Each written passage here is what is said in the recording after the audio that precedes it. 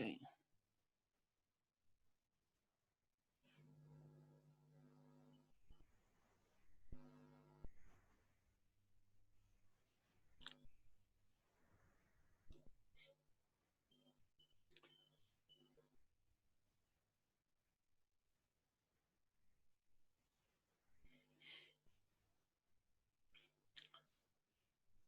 Welcome back.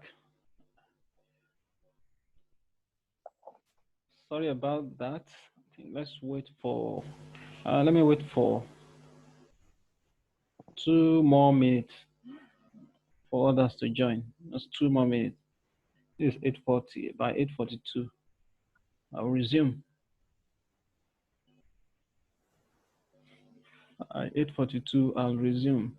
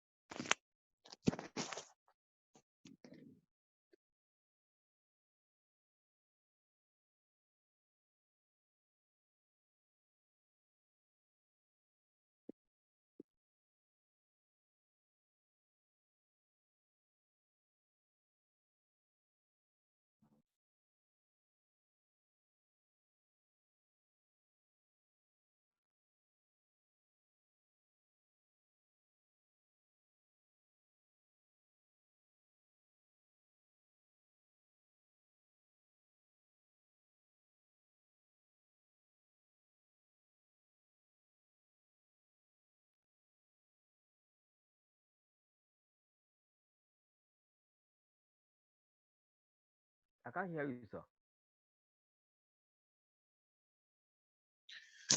Hello, sir. We can't hear you. Your Oh, audio seems to be I'm muted. sorry. Oh my God. Ah, Your audio has been muted. oh my Jesus. Ah, okay, no problem. We haven't lost anything anyway. I'm so sorry about that. Can you hear me now? Yes, sir, we can hear you now. Okay, Yes, sir, we can hear you now. okay. Please, if there is any technical hitch, somebody can just intimate me about that. Can just speak up so that I'll get back.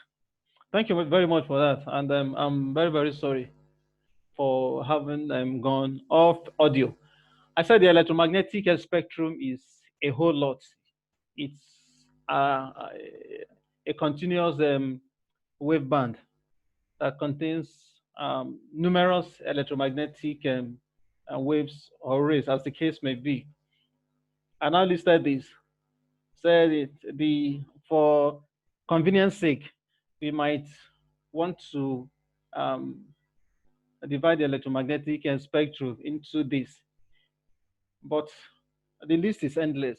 In between, maybe radio wave and infrared, there are so many of them, like your like radio frequency wave. Radio frequency is around here. Infrared ray, you can have near infrared and far infrared. For visible light, we have so many portions of visible light. You have red, you have orange, you have yellow, you have green, you have blue, you have what's it, indigo, and you have violet, and so on and so forth. These are all under visible light. Then for ultraviolet, it also has a long list which is endless. For X-ray, of course, so many. We have so many forms of X-ray. So many. We have soft X-ray, which we normally use in imaging, X-ray imaging, and then we have some forms of hard X-ray, basically used for detection and purposes.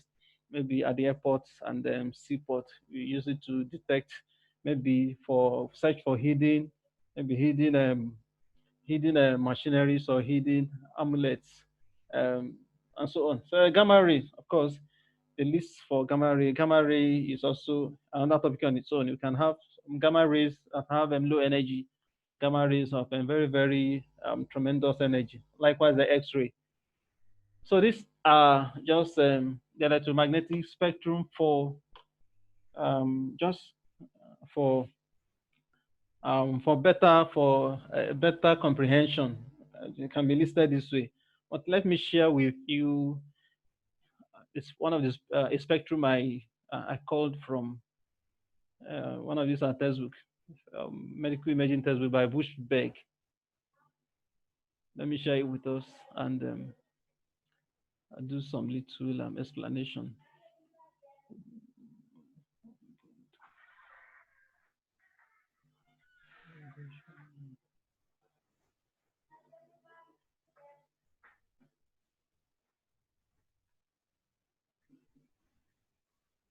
Okay.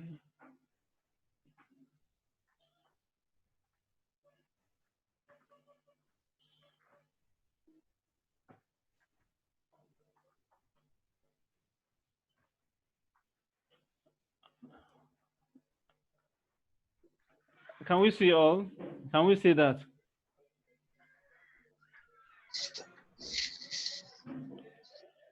Can we see the electromagnetic spectrum?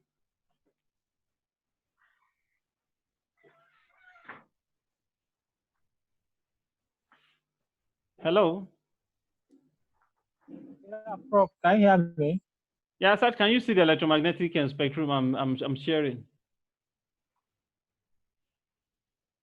Okay, you wrote I'm radio not. waves, infrared, visible light, right? Okay. I was I'm not trying seeing to that share one. a screen. Okay. Let me try again. I'm trying to share a screen.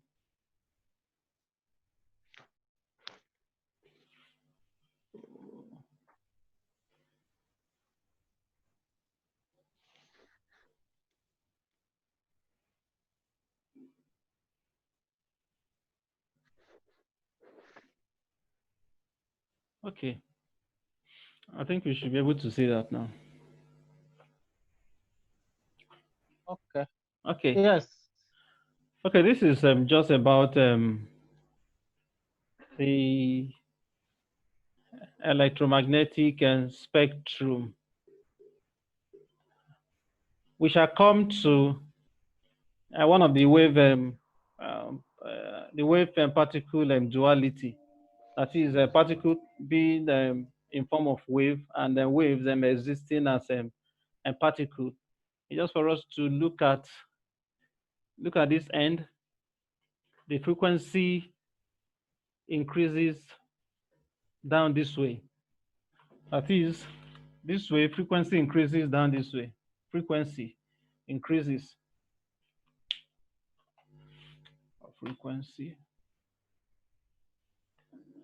And reduces this way. Whereas wavelength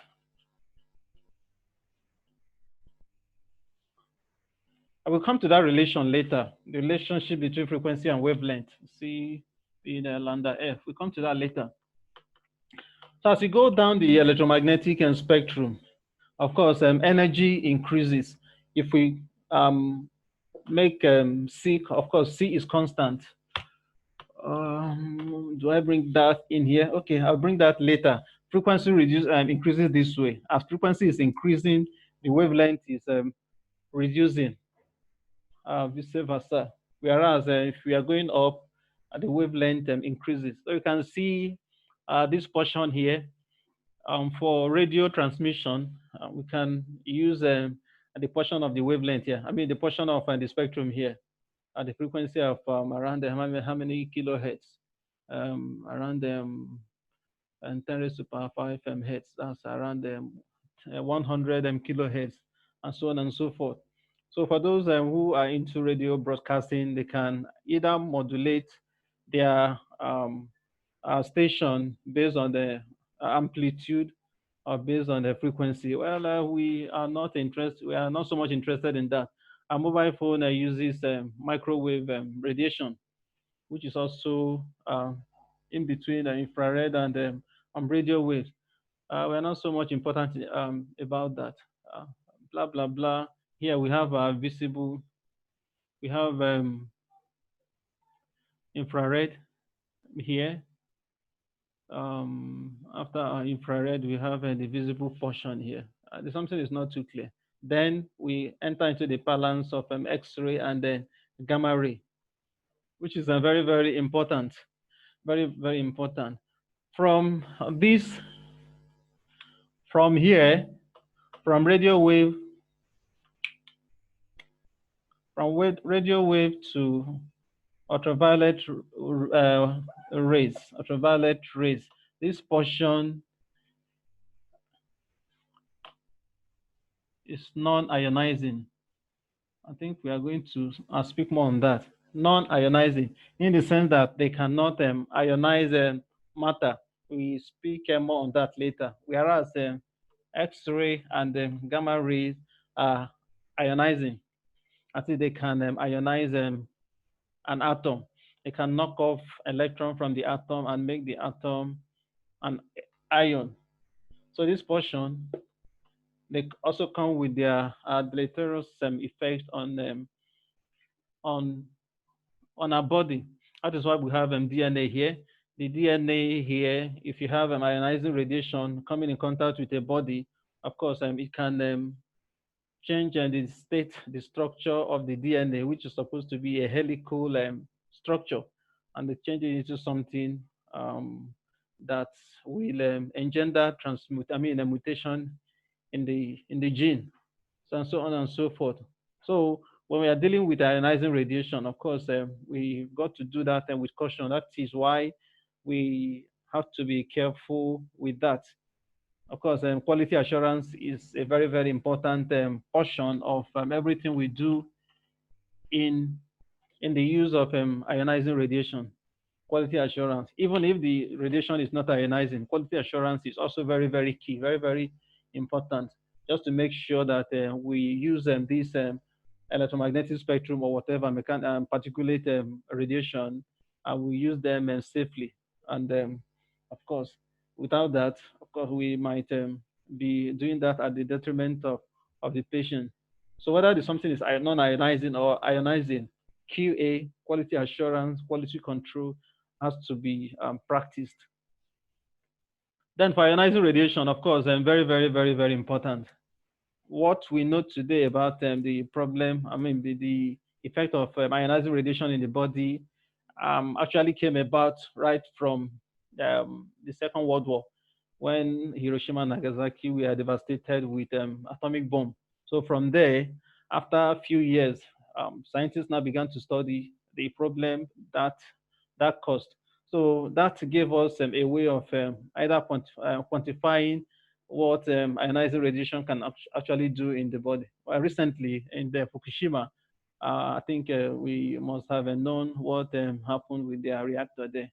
So ionizing radiation, the use of ionizing radiation is very, very, very important. I mean, the safe use of it is very, very important, especially when you come to a fluoroscopy, which involves taking live real-time images of the body.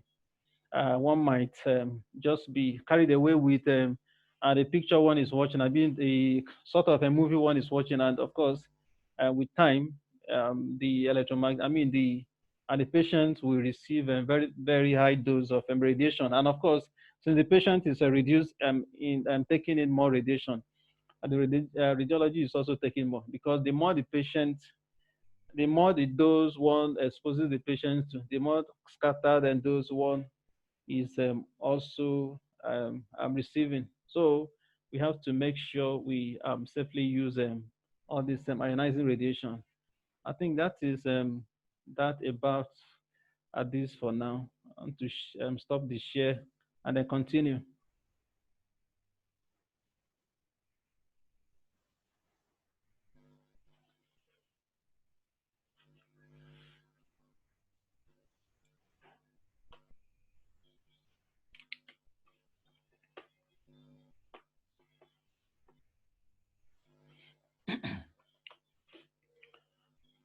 Much of so many things we know today, especially in radiation, radio diagnostic, and physics, goes with credit to quantum mechanics.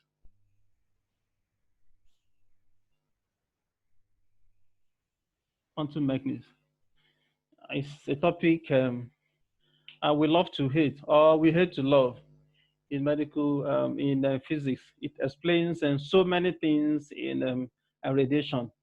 For example, the energy mass equivalence, energy being equal to mc squared, which we use extensively in nuclear medicine, and of course, and so many other things, so many things in MRI, a lot.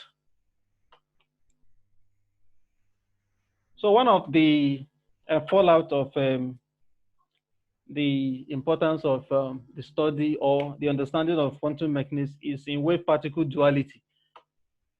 Wave-particle duality. Wave-particle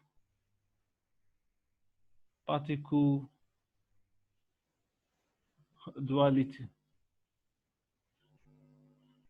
There is wisdom in knowing all these things.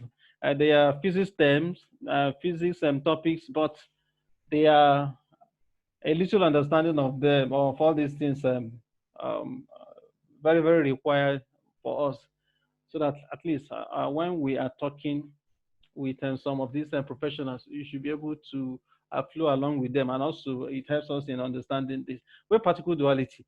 A particle at times behave, in fact, a particle at times behave like, can behave like a wave, whereas a wave can also behave like a particle, vice versa. Wave and particle duality. So at times, a particle can behave like a wave, and a wave at times can behave like a particle. What do I mean? For example, as a human beings, of course, we can be taking, of course, we are particles.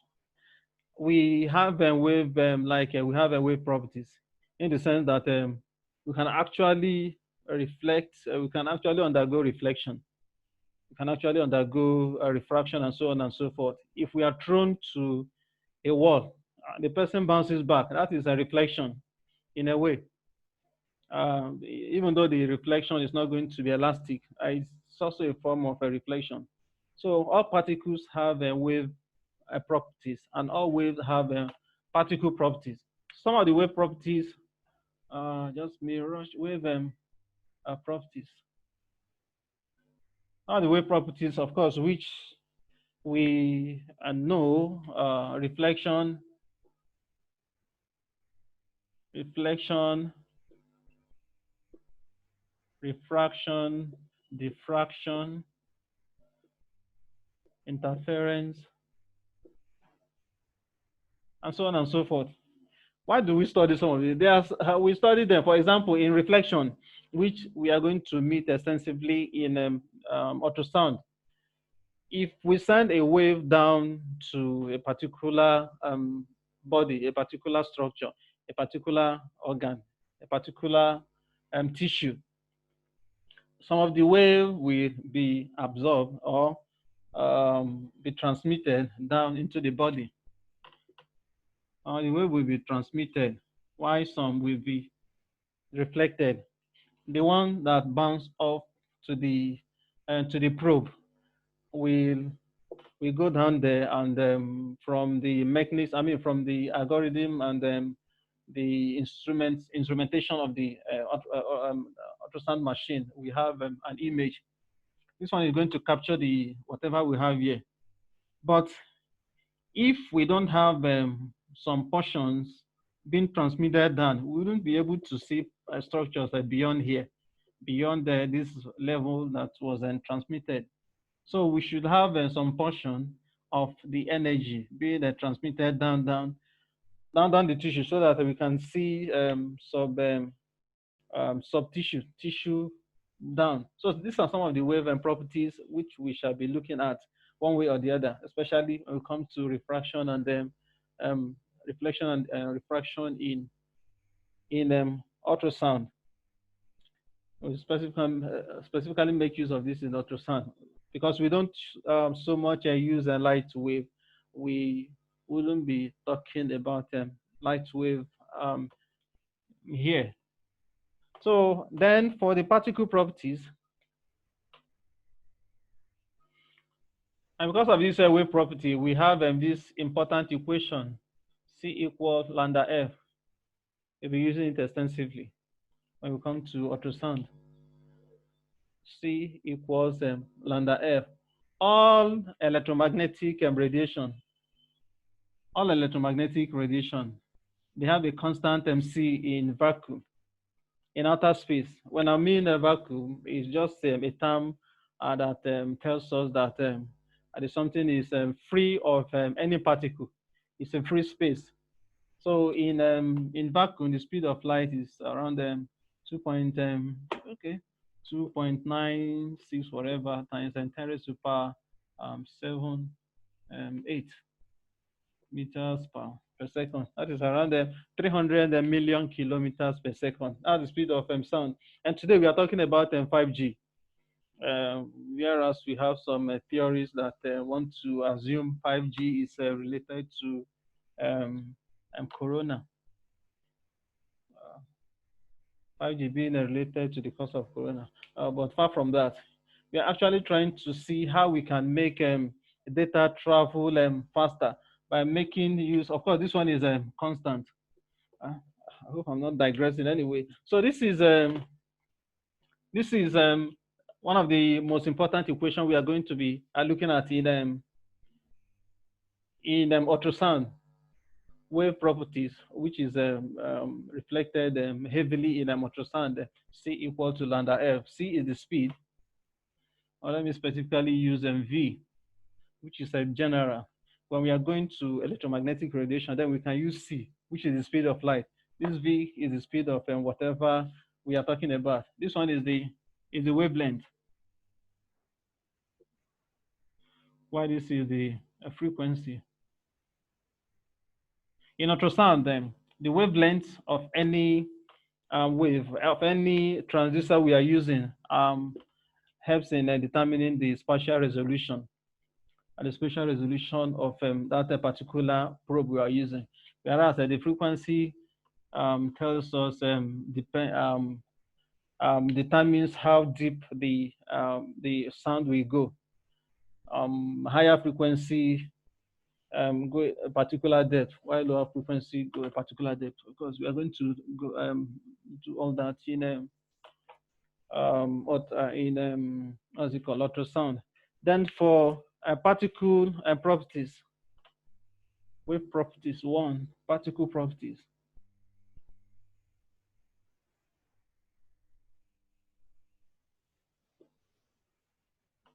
In particle properties of matter, we want to look at the phenomenon or the term we call photon. Photon. Photon is actually a packet, or what we call quanta of energy. Quanta of a packet or quanta of energy. Classical mechanics isn't able to help us with this in this definition in explaining this theory at all.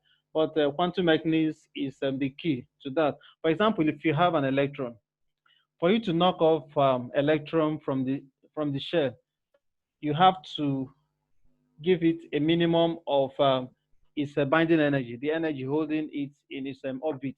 Without that, no matter the intensity of maybe heat, maybe one is using what's it called, thermoelectric effect to release electron. No matter how intense the heat is, the electrical heat is, you can never ever boil off electron except that particular energy, which is equal to its binding energy, has been reached. Also, when we are talking, we are talking about photoelectric effect. No matter the amount of radiation one is using in one is traversing a particular tissue, if it is not up to the quantity, up to the binding energy of that electron, nothing happens. Likewise, if you have an electron, this of course an atom, you have so many shells in the innermost K. If this one, for electron here to drop into this shell, it is not just any amount of energy. It has to be a particular quantum of energy, and that quantum of energy is the difference between the energy level of this shell and the energy level of this shell. So if that energy is not applied, it's not supplied to this electron, it can never come here, no matter how intense the electromagnetic wave that has been sent into this atom is. So that is explained by the particle property of atom. And of course, this is the most important equation here, H being equal to HF. Let me use F so that we don't get confused. H is the Planck's constant, while F is the frequency. We are not so much going to use we are not going to use this equation extensively like this, but of course it is good for us to know, because one of few questions might come in to ask us to show our understanding of this mathematical concept.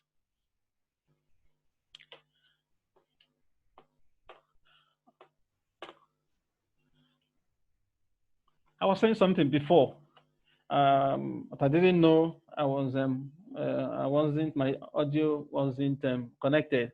I said, before we start any lecture, I normally give a pre-course test, a pre-course test, and that will be done before our next lecture. The pre-course test is actually used to test our understanding of the topic we want to do. We normally do that before the lecture, so that many times I normally send it maybe 2-3 hours or so before the lecture, and I will require our responses before the lecture starts. Assuming we are lecture slated for 7 p.m., I would have sent it before 7 p.m. so that I'll have all the responses before this time. We look at it, of course, you will know your score.